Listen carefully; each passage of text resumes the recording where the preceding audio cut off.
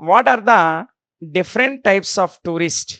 Explain domestic and international tourists. టూరిస్టుల్లో ఉన్నటువంటి different types ఏంటి? ఒక్కొక్క టూరిస్ట్ ఒక్కొక్క రకమైనటువంటి టూరిస్ట్. అందులో ఉన్నటువంటి డిఫరెంట్ టైప్స్ ఏంటి అని అడిగాడు. వాటితో పాటు ఏమడిగాడంటే డొమెస్టిక్ టూరిస్టులకి, ఇంటర్నేషనల్ టూరిస్టులకి మధ్య ఉన్నటువంటి తేడా. అసలు ఆ ఇద్దరి గురించి వివరించమని అడిగాడు. డిఫరెన్స్ అడగలేదు గానీ, డొమెస్టిక్ టూరిస్టులు అంటే ఎవరు? ఇంటర్నేషనల్ టూరిస్టులు అంటే ఎవరు? అని అడిగాడు. చాలా ఈజీగా ఉంటది. మీరు ఓన్‌గా రాసేయొచ్చు. కాకపోతే ఒక 5 నిమిషాలు మీ కాన్సంట్రేషన్ పెట్టి వినండి. వింటే మీకు అర్థమైపోతే ఓన్‌గానే రాసేస్తారు ఈ క్వెషన్. ఓకేనా? మరి చూడండి ఆన్సర్ ఏంటో.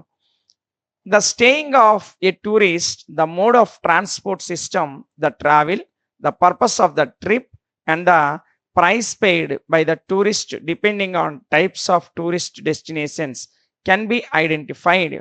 ఒక టూరిస్ట్ అనేవాడిని ఐడెంటిఫై చెయ్యాలంటే కొన్ని అంశాలు ప్రధానంగా మెయిన్ రోల్ ప్లే చేస్తాయి. అవేంటంటే స్టేయింగ్ ఆఫ్ ఏ టూరిస్ట్. ఒక టూరిస్టు ఎక్కడ స్టే చేయాలి? హోటల్‌లోనా? లేదా బయట ఒక చిన్న టెంట్‌లోనా? ఎక్కడ స్టే చేయాలనుకుంటున్నాడు? ఆ అంశం. ఇక రెండోది ఏంటంటే mode of transport. A transport మోడ్‌లో అతను ప్రయాణిస్తున్నాడు? బస్సా? కారా? ఓన్ వెహికలా? ట్రైనా? ఏరోప్లేనా? ఇలాంటి వాటిని మోడ్ ఆఫ్ ట్రాన్స్‌పోర్ట్. అదేవిధంగా ట్రావెల్, అతని యొక్క ట్రావెల్ సిస్టమ్. అదేవిధంగా purpose of the trip, A purpose మీద ట్రిప్‌కొచ్చాడు. అదేవిధంగా price paid by the tourist depending on types. Tourist యొక్క ప్రైస్ పెయిడ్ అంటే అతని యొక్క ప్రైస్ పెయిడ్ ఎంత ఉంది? వీటన్నింటి మీద డిపెండ్ అయ్యి టూరిస్టుల యొక్క టైప్స్ అనేది మనం ఐడెంటిఫై చేస్తాం. ఓకేనా? So broadly speaking there are 2 major types of tourism, namely domestic tourist and international tourist. చాలా బ్రాడ్‌గా చెప్పాలంటే టూరిజంలో 2 రకాల టూరిజాలు ఉన్నాయి. ఒకటేమో డొమెస్టిక్ టూరిస్ట్, ఇంకొకటేమో ఇంటర్నేషనల్ టూరిస్ట్. డొమెస్టిక్ అంటే మన దేశంలోని వివిధ ప్రాంతాలను సందర్శించిన వాడు డొమెస్టిక్ టూరిస్ట్. మన దేశానికి ఇతర దేశాల నుంచి వచ్చిన టూరిస్టులని ఇంటర్నేషనల్ టూరిస్ట్ అంటాం. ఆ సింపుల్ పాయింట్ గుర్తుపెట్టుకోండి. ముందుగా మనం డొమెస్టిక్ టూరిస్ట్ లేదా డొమెస్టిక్ టూరిజం గురించి మాట్లాడదాం. డొమెస్టిక్ టూరిస్ట్ అన్నా, డొమెస్టిక్ టూరిజం అన్నా ఒకటే మ్యాటర్ ఉంటది. అందులో చేంజ్ అనేది ఏంటి ఉండదు. సో మీరు సైడ్ హెడ్డింగ్ డొమెస్టిక్ టూరిస్ట్ అని పెట్టుకున్నా ఓకే. డొమెస్టిక్ టూరిజం అని పెట్టుకున్నా ఓకే. అందులో తప్పేం లేదు. So this is related to travelling in the country. ఇది ఆ దేశంలోనే ట్రావెల్ చేయడాన్ని డొమెస్టిక్ టూరిజం అంటాం. అంటే ఇండియాకి చెందిన వాళ్ళు ఇండియాలోనే వివిధ ప్రాంతాలకు టూర్‌కెళ్తే దాన్ని డొమెస్టిక్ టూరిజం అంటాం. ఓకేనా? So this does not require a passport and visa or any other currency exchange. ఈ డొమెస్టిక్ టూరిజానికి ఏ విధమైన పాస్‌పోర్ట్‌లు గాని, ఏ విధమైనటువంటి వీసాలు గాని అవసరం లేదు. మరీ ముఖ్యంగా కరెన్సీ ఎక్స్‌చేంజ్ అవసరం లేదు. ఎందుకంటే దేశం మొత్తం ఒకటే కరెన్సీ ఉంది కాబట్టి, మన దేశంలో ఎక్కడికి ప్రయాణించినా అదే కరెన్సీ. కాబట్టి కరెన్సీ ఎక్స్‌చేంజ్ కూడా దీనికి అవసరం లేదు. ఓకేనా? నెక్స్ట్ మనం ఇందులో చూసుకున్నట్లయితే domestic of tourism has a greater likelihood in large seized nations like India. So మనకి భారతదేశంలో ఇలాంటి విస్తారమైన పెద్ద దేశాల్లో ముఖ్యంగా డొమెస్టిక్ టూరిజం అనేది ఒక గ్రేటర్ లైక్లీహుడ్‌ని కలిగి ఉంటుంది. ఇప్పుడు ఉదాహరణకి భారతదేశం చాలా విశాలవంతమైనటువంటి దేశం. ప్రపంచంలోనే విస్తీర్ణ పరంగా 7వ పెద్ద దేశం మనది. సో ఇంత పెద్ద సువిశాలమైనటువంటి ప్రాంతంలో అనేక రాష్ట్రాల్లో అనేక రకాల టూరిస్ట్ డెస్టినేషన్స్ ఉన్నాయి. కాబట్టి ఆయా ప్రాంతాలకి ఎళ్ళడానికి, ఆయా ప్రాంతాల్ని టూర్ చేయడానికి, విజిట్ చేయడానికి చాలా ఎక్కువ అవకాశాలనేవి ఉంటాయి దేశంలో.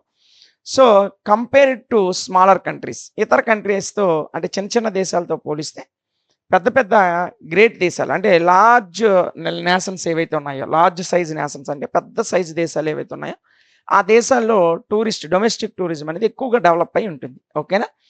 So from geographical perspective domestic tourism range from local touring. So మనం ఇక్కడ చూసుకున్నట్టయితే జాగ్రఫికల్ పర్స్పెక్టివ్స్, అదేవిధంగా domestic tourism ranges from local touring. Local touring నుంచి డొమెస్టిక్ టూరిజం యొక్క రేంజ్, అదేవిధంగా regional tours to national level travel. So national level ట్రావెల్‌లో ఈ regional tours కూడా డొమెస్టిక్ టూరిజం కిందకే వస్తాయి. అంటే ప్రాంతాలకు అంటే పక్కపక్కన ఉన్నటువంటి ప్రాంతాలకి టూర్‌కెళ్ళడం. ఇలాంటి అంశాలు కూడా మనకి ఎందులోకి వస్తాయంటే ఈ డొమెస్టిక్ టూరిజం కిందకే వస్తాయి. డొమెస్టిక్ టూరిజం కిందకే వస్తాయి. ఓకేనా? ఇక్కడ డొమెస్టిక్ టూరిజం అంటే మీరు గుర్తుపెట్టుకోవాల్సిన అంశం ఒకటే. ఒక కంట్రీలో మీరు ఎక్కడికి టూర్‌కెళ్ళినా సరే అది డొమెస్టిక్ టూరిజమే. ఓకేనా? Next an example of domestic tourist. ఒక డొమెస్టిక్ టూరిస్ట్‌కి ఉదాహరణ మనం తీసుకున్నట్లయితే South Indian tourists are visiting the Red Fort. దక్షిణ భారతదేశానికి అంటే ఆంధ్రప్రదేశ్, తెలంగాణ, తమిళనాడు, కర్ణాటక, కేరళ రాష్ట్రాలకు చెందినటువంటి ఎవరైనా ఒక టూరిస్టు రెడ్ ఫోర్ట్‌ని విజిట్ చేశాడు అనుకుందాం. అతను ఏ టూరిస్ట్ అంటే డొమెస్టిక్ టూరిస్ట్. ఎందుకంటే ఇండియాలోనే ఉన్నాడు. రెడ్ ఫోర్ట్ కూడా ఇండియాలోనే ఉంది. సో, కిందన దక్షిణ భారతదేశంలో ఉన్నటువంటి ఒక టూరిస్టు ఉత్తర భారతదేశం నార్త్ ఇండియాలో ఉన్నటువంటి రెడ్ ఫోర్ట్‌ని, ఎర్రకోటని సందర్శించాడు. కాబట్టి అతను డొమెస్టిక్ టూరిస్ట్. ఓకేనా? Since domestic tourists are not crossing any international boundaries. అయితే డొమెస్టిక్ టూరిస్టులు అనేవారు ఇంటర్నేషనల్ బౌండరీస్‌ని అంటే అంతర్జాతీయ సరిహద్దుల్ని క్రాస్ చేయనంత వరకు వాళ్ళు డొమెస్టిక్ టూరిస్టులే. అంతర్జాతీయ సరిహద్దుల్ని దాటి వేరే దేశంలోకి ప్రవేశించారంటే అప్పుడు వాళ్ళు ఇంటర్నేషనల్ టూరిస్టులుగా పరిగణించబడతారు. ఆ ఇంటర్నేషనల్ టూరిజానికి పాస్‌పోర్ట్ కంపల్సరీ, వీసా కంపల్సరీ. అదేవిధంగా కరెన్సీ ఎక్స్‌చేంజ్ కంపల్సరీ. ఆ విషయాన్ని గుర్తుపెట్టుకోండి. They do not need a visa or passport. They do not need to convert their money into any other currency. So, domestic టూరిస్ట్స్‌లో ఇంటర్నేషనల్ బౌండరీస్‌ని దాటనంత వరకు పాస్‌పోర్ట్ అవసరం లేదు. వీసా అవసరం లేదు. కరెన్సీని చేంజ్ చేయాల్సిన అవసరం లేదు. ఓకేనా? డొమెస్టిక్ టూరిస్ట్‌లకి ఇవేవి అవసరం లేదు. పాస్‌పోర్ట్ అవసరం లేదు. వీసా అవసరం లేదు. కరెన్సీ ఎక్స్‌చేంజ్ అస్సలు లేదు. So, domestic tourism would make to possible to learn the customs. ఈ డొమెస్టిక్ టూరిజం దేంట్లో ఉపయోగపడుతుందంటే, మనం కొన్ని విషయాలు నేర్చుకోవడానికి ఉపయోగపడుతుంది. ముఖ్యంగా ఒక్కొక్క ప్లేస్ యొక్క కస్టమ్స్. అంటే ఇప్పుడు ఉదాహరణకి నేను ఆంధ్రప్రదేశ్‌కి చెందినటువంటి వ్యక్తిని. నేను నార్త్ ఇండియాలో ఢిల్లీకెళ్ళాననుకోండి. సో, ఢిల్లీలో కస్టమ్స్ ఏ విధంగా ఉన్నాయి? అక్కడ రిచువల్స్ ఏ విధంగా ఉన్నాయి? కల్చర్ ఎలాగుంది? ఇతర థింగ్స్ ఏ విధంగా ఉన్నాయి? అదేవిధంగా జాగ్రఫికల్ ఏరియాస్ ఏ విధంగా ఉన్నాయి? ఇలాంటి అనేక అంశాలు నేర్చుకోవడానికి డొమెస్టిక్ టూరిజం అనేది మనకు చాలా బాగా ఉపయోగపడుతుంది. ఓకేనా? ఇక మనం చూసుకున్నట్లయితే domestic tourist can be classified into 3 types. ఈ డొమెస్టిక్ టూరిస్ట్‌లని 3 రకాలుగా క్లాసిఫై చేస్తాం. So, these include excursion, regional and national level tourist. ఇందులో ఆ 3 రకాలేంటంటే, ఒకటి ఎక్స్‌కర్షన్ టూరిస్టులు, రెండోది రీజనల్ టూరిస్టులు, మూడోదేమో నేషనల్ లెవెల్ టూరిస్టులు. సో, అవేంటో ఒకసారి చూద్దాం.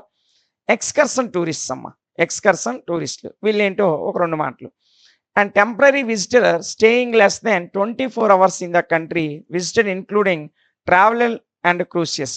ట్రావెలరు మరియు క్రూసియస్‌తో కలిపి అంటే అతను ప్రయాణం చేసిన టైము, అతను స్టే చేసిన టైము వీటన్నింటిని కలుపుకొని ఒక ప్లేస్‌లో అతను 24 అవర్స్ మాత్రమే విజిట్ చేస్తే అలాంటి విజిటర్స్‌ని ఎక్స్‌కర్షన్ టూరిస్టులు అంటారు. ఓకేనా?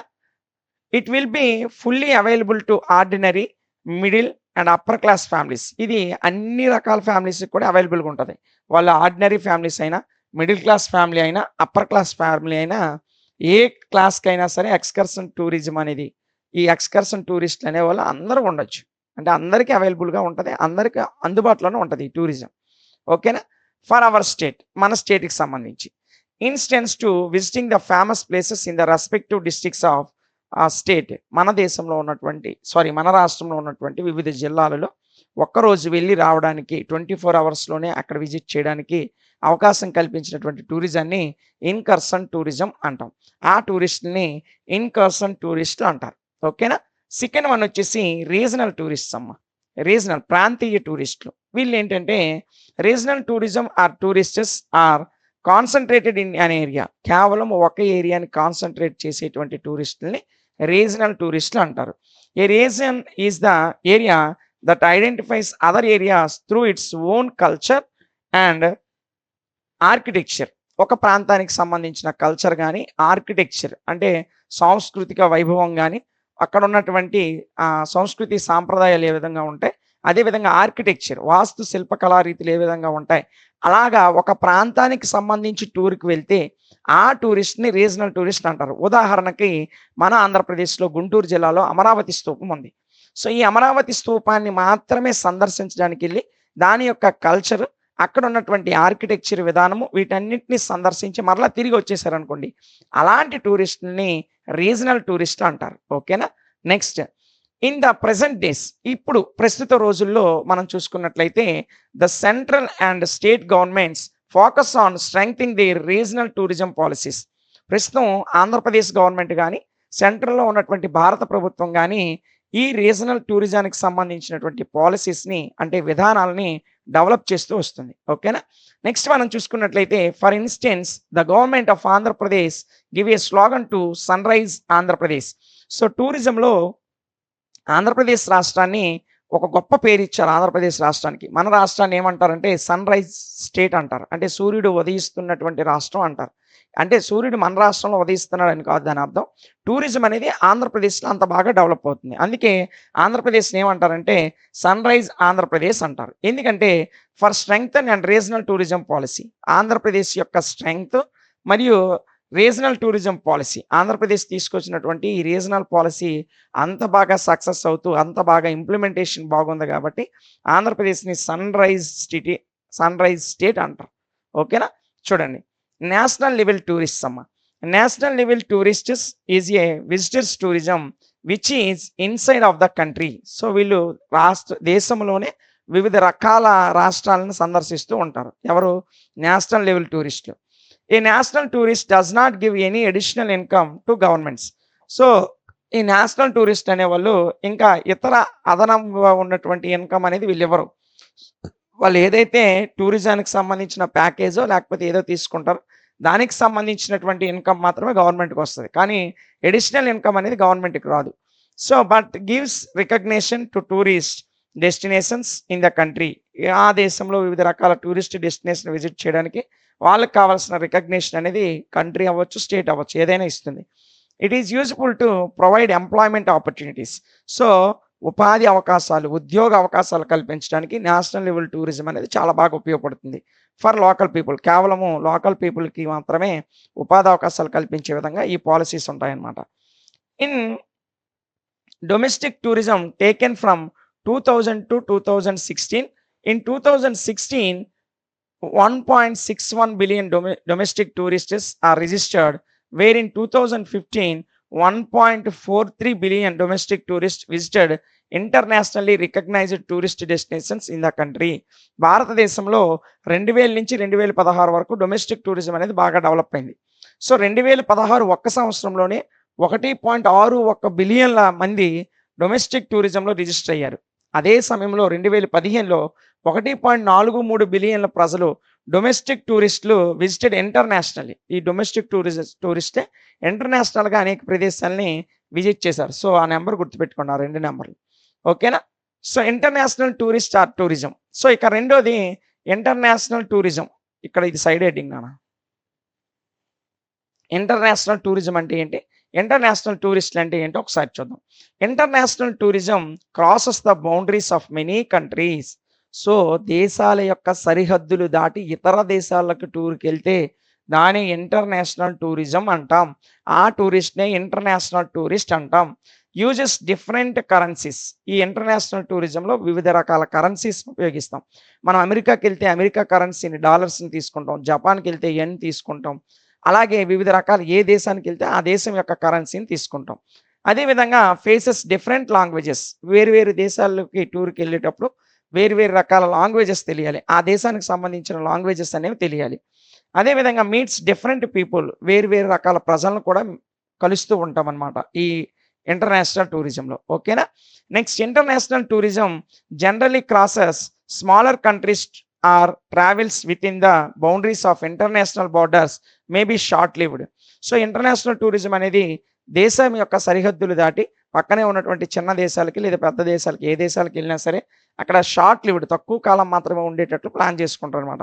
ఇప్పుడు అమెరికాకి వెళ్ళాం అనుకోండి, ఓ నెల రోజులు అక్కడ టూరిజానికి వెళ్తే మన ఆస్తులు అమ్మేసుకోవాలి. ఎందుకంటే మన కరెన్సీకి అక్కడ కరెన్సీకి దాదాపు రూ. 87 తేడా ఉంటుంది కాబట్టి అంత ఎక్స్‌పెండిచర్స్ అనేవి మనం తట్టుకోలేము. వెళ్ళినా ఒక 1 వీక్ ఆర్ 10 డేస్ లోపే వచ్చేస్తాం. సో ఈ షార్ట్ లివ్డ్ అనేది అంటే చాలా తక్కువ కాలానికి ఇంటర్నేషనల్ టూరిజం అనేది స్మాలర్ కంట్రీస్ అయితే పర్లేదు. మనకంటే తక్కువ కరెన్సీ ఉన్నటువంటి దేశాల్లో అయితే ఎక్కువ రోజులు ఉండొచ్చు. కానీ మన కరెన్సీ కంటే ఎక్కువ వాల్యూ ఉన్న కరెన్సీ ఉన్న దేశాలకు విజిట్ చేయాలంటే చాలా తక్కువ కాలమే ఉండాల్సొస్తది. ఓకేనా? International tourist try to learn the customs of the culture in their respective tourist countries. ఈ ఇంటర్నేషనల్ టూరిస్టులు అనేవారు ఏ దేశానికైతే వాళ్ళు టూర్‌కెళ్లారో ఆ దేశానికి చెందినటువంటి కస్టమ్స్, కల్చరు ఇవన్నీ కూడా నేర్చుకోవడానికి వాళ్ళకి అవకాశం ఉంటది. And those tourist who are crossing the country boundaries come to international tourist. ఎవరైతే దేశం యొక్క సరిహద్దులు దాటి ఇతర దేశాలకి టూర్‌కి వెళ్తారో వాళ్ళనే మనం ఇంటర్నేషనల్ టూరిస్టులుగా పిలుస్తాం. ఓకేనా? సో ఇది టూరిజంలో ఉన్నటువంటి డిఫరెంట్ టైప్స్ ఆఫ్ టూరిస్ట్స్. ఒకటి డొమెస్టిక్, ఇంకొకటేమో ఇంటర్నేషనల్. మరలా డొమెస్టిక్‌లో 3 టైప్స్ మనం డిస్కస్ చేసాం. ఓకేనా?